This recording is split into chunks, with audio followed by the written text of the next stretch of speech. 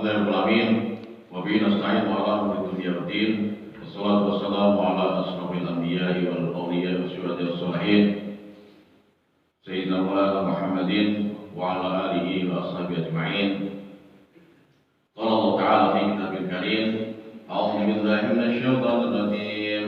Inna 'iddatas syuhuri 'inda Allahi 12 syahran fi kitabillahi yawma khalaqas samawati wal ardh wal arda minha arba'atun hurum. Dzalika ad-dinul qayyim fala tadhlimu baina anfusakum wa qatilul musyrikin kaffatan kama yuqatilunakum kaffah wa'lamu anna Allaha ma'al muttaqin. Al-ayat Sadaqallahu Adzim.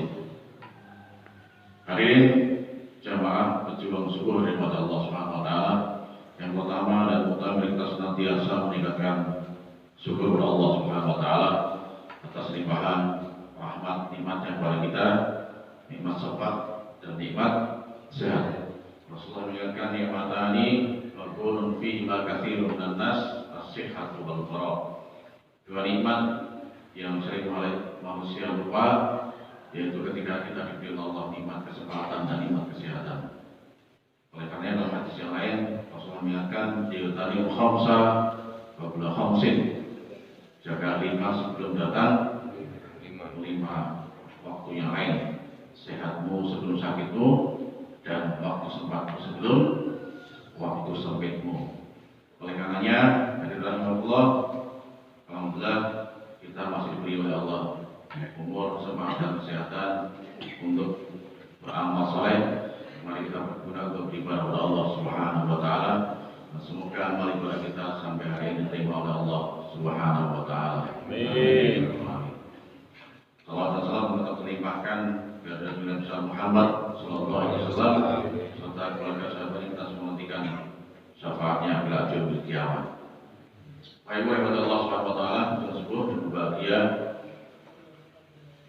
Alhamdulillah kita pada minggu ini sampai memasuki bulan Rajab.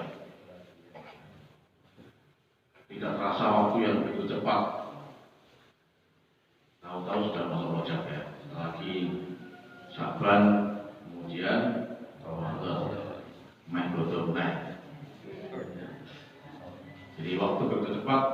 Ini bagian dari tanda-tanda kiamat dalam kategori kecil.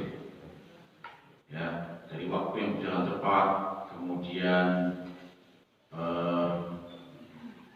bangunan yang berlomba ketinggiannya, terus main hadis yang lalu kita bahas laki-laki yang mulai menyerupai perempuan, maksiat merajalela, berbuat maksiat tapi malah bangga gitu. Ini tanda-tanda kiamat kategori kecil. Oleh karenanya masuk dalam Rajab, Allah berfirman, A'udzu billahi minasyaitonir rajim. Bismillahirrahmanirrahim.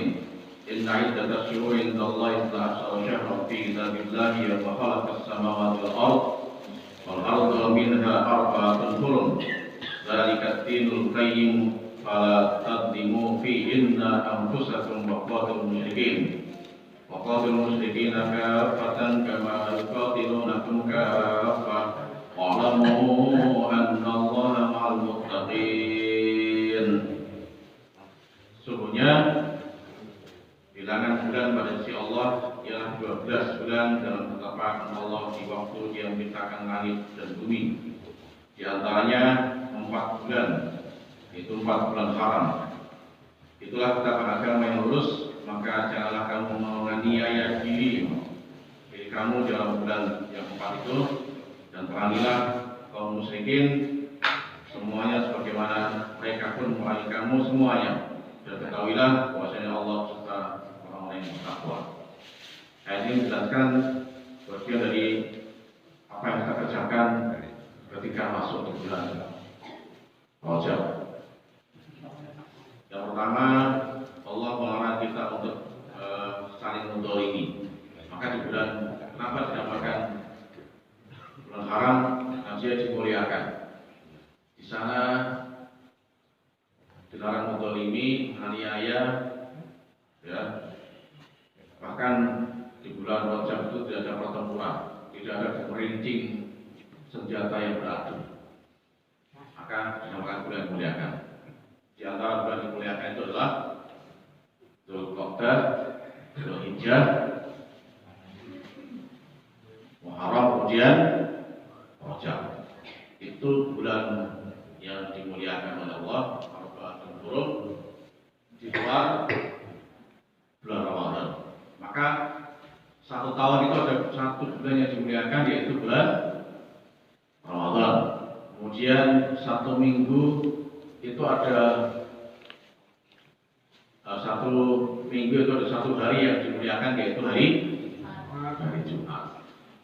Oleh karenanya jamaah dengan Allah Subhanahu wa taala, mari kita tingkatkan kualitas amal ibadah kita memasuki bulan Rajab. Apa yang kita tingkatkan dalam beberapa para ulama yang dikatakan yang pertama adalah puasa.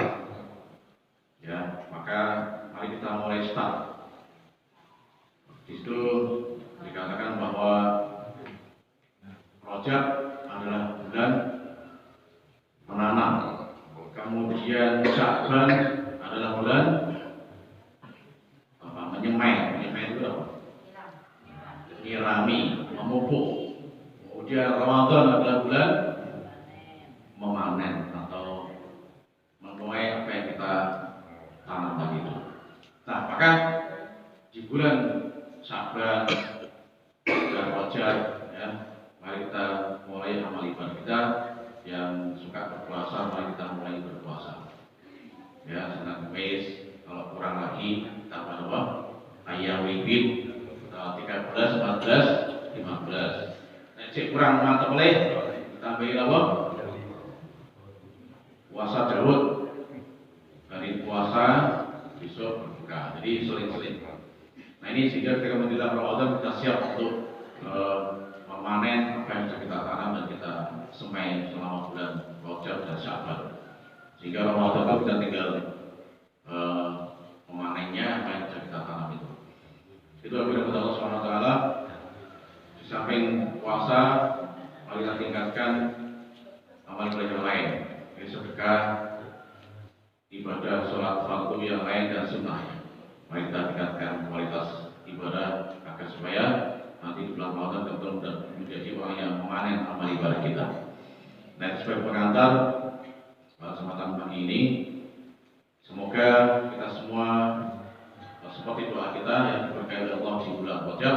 Allahumma barik lana fi Rajaban wa Sya'ban wa Ramadan. Diberkahi di bulan Rajab, Sya'ban dan berjumpa kembali dengan Ramadan di 1444 Hijriah yang datang. Amin ya rabbal alamin. Kepada Allah, mari kita lanjutkan kaji kita kali ini sampai kepada bab nahi an naqfis syaibi minal lihyati wa raqsi wa ilma wa an naqfil amrati syaqul lihyati inda awali tulu'il. Larangan mencabuti uban dari jenggot, kepala dan lainnya, serta larangan bagian wajah mencabut rambut janggut yang pertama tumbuh. An Amr bin Su'aib an Nabi an Jaddi wa Du'an an Nabi sallallahu alaihi wasallam qala la tuntiful syaiba fa innahu nurul muslimi yaumil qiyamah. Hadis hasan rawahu Dawud. Amr bin Su'aib meriwayatkan dari ayahnya dan kakeknya berdoa bahwa Nabi sallallahu alaihi wasallam bersabda, janganlah kalian mencabuti uban karena itu adalah cahaya seorang muslim pada hari kiamat. Hadis hasan riwayat Abu Dawud. Bapak Ibu, ini yang sudah mulai meninggalkan dunia hitam, mulai jenggotnya, rambutnya lepak gatal, oleh ada satu dua yang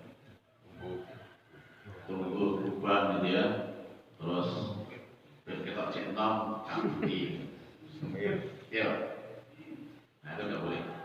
Nah, itu akan apa ya? Ibaratnya kita dielingke. Oh, gue tua. Mulai kita ada putih begini nih. Ini sambil mendoakan juga memperingatkan buat kita. Jadi maka jangan bisa putih. Nasihat dari cahaya bagi kita nanti di hari kiamat. Mulai jangan putih kalau cahaya ini hilang. Putih. Kemudian Wa'an Aisyah radhiyallahu anha qalat qala Rasulullah sallallahu alaihi wasallam man 'amila 'amalan laysa ya'muna fa huwa raddun. Ya. Aisyah radhiyallahu berkata, Allah bersabda, barang siapa yang melakukan satu amal yang tidak ada perintahnya dari kami, maka amal itu tertolak. Maka setiap amal perbuatan yang dikerjakan, ya, ada dasarnya. Dan berikutnya, bab karahatul istinja bil yamni wa masil farji bil yamni min ghairi udhrin. Makruhnya bersujud dari buang air dan menyentuh kemaluan dengan tangan kanan tanpa adanya udzur. Wa Nabi Qatadah radhiyallahu Nabi sallallahu alaihi wasallam idza bala ahadukum fa ya'khudanna dzakarahu bi yaminihi wa la yanfisu bi yaminihi wa tafas fil ina'i. Muttafaqun alaih. Abu Qatadah radhiyallahu menyebutkan Nabi sallallahu alaihi wasallam apabila salah seorang di antara kalian kencing, maka janganlah memegang kemaluannya dengan tangan kanannya. Jangan bersuci dari buang air dengan tangan kanannya dan janganlah bernafas ke dalam wadah. Hadis muttafaq alaih. Ini larangan yang tegas ya, kita habis buang air kecil, air besar itu masuk ke nyuci bekas kotoran kita itu temponya dengan tangan kanan. Kemudian air kecil, air besar sama kemudian yang berikutnya adalah ini. Dan dengan ketika panas jangan ditiup, tapi ditunggu dingin, juga bersih. Ini Allah yang nafas ini fil inahi dalam wadah. Ini maka ketika saya dan Umar Rupiah itu membaca Al-Fatihah tidak di atas begini, karena nafasnya akan masuk ke sini, tapi di samping, bukan di atas tapi di samping. Jadi kan ketika dimintai dua oleh Pak Ikut semua itu, maka membaca Al-Fatihahnya di atas air putih, untuk air putih itu jangan di atas, tapi sampingnya.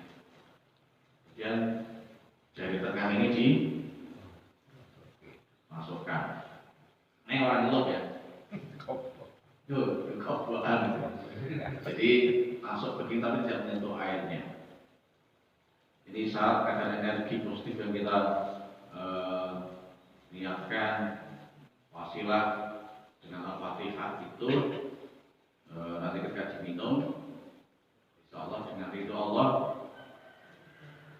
nangisnya menang atau sakitnya sembuh ya, sakitnya hilang ya, bismillah Allah dan sehat. Tapi sing mandi ora apa nih? Sing mandi ora pakai haid. Tapi yang membuat Fatihah itu hanya sekedar apa? Wasilah lantaran. Yang memberikan mengabulkan doa kita adalah Allah Subhanahu wa Ta'ala. Orang sing doa juga, tapi semua karena Allah Subhanahu wa Ta'ala. Belum mati. Doanya Pak Haji mati juga terus metu mudine itu bahaya. Nih, maka berat nama orang tua nanti karena kita setuju itu panas contoh sebudi tanya terusik. Ada dasar hadisnya. Yang berikutnya bab makruhnya berjalan dengan satu alas kaki tanpa ada udzur dan makruhnya mengenakan alas kaki sambil berdiri tanpa ada udzur. Nabi Rasulullah SAW la yamsi ahadukum fi ta'li wahidatin ya'lamuha jami'an aw ya'lamuha jami'an. Dari bahwa Nabi Rasulullah SAW bersabda, janganlah salah seorang di antara kalian berjalan dengan satu sandal adalah yang mengenakan keduanya atau melepaskan keduanya. Ini rasa sandal sekalian. Yang tadi dibahas. Pak, ini silang nih. Copot sekalian. Sandal kecil jengling-jengling. Kemudian, wan qala sami Rasulullah yaqul, kita muqatta'a sisquna li ahadikum fala yamshi fil ukhra hatta yusliha wa muslim. Abu Rasul kata, Rasulullah SAW bersabda, apabila tali sandal salah seorang dari kalian putus, maka janganlah ia berjalan dengan satu sandal sampai ia memperbaikinya. Sandalnya dengan pedot, jadi gosip sampai apa? Tali yang satunya itu diperbaiki. Atau tadi copot sekalian semua.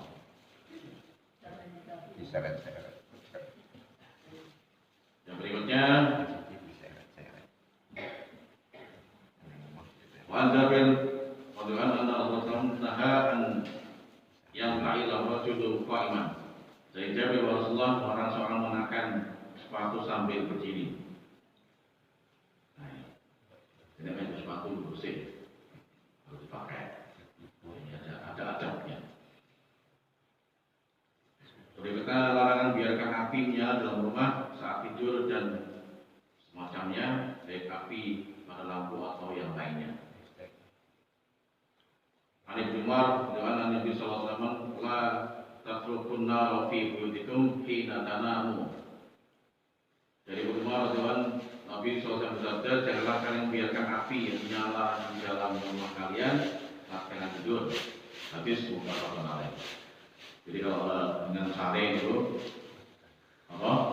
Lampu dimatikan, kecuali kalau satu saja yang dibutuhkan, sehingga omai rak akan dekat.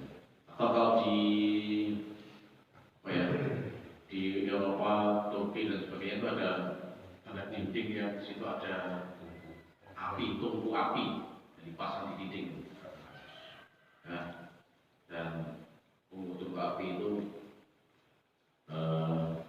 nyala, bisa nyala di tungku api.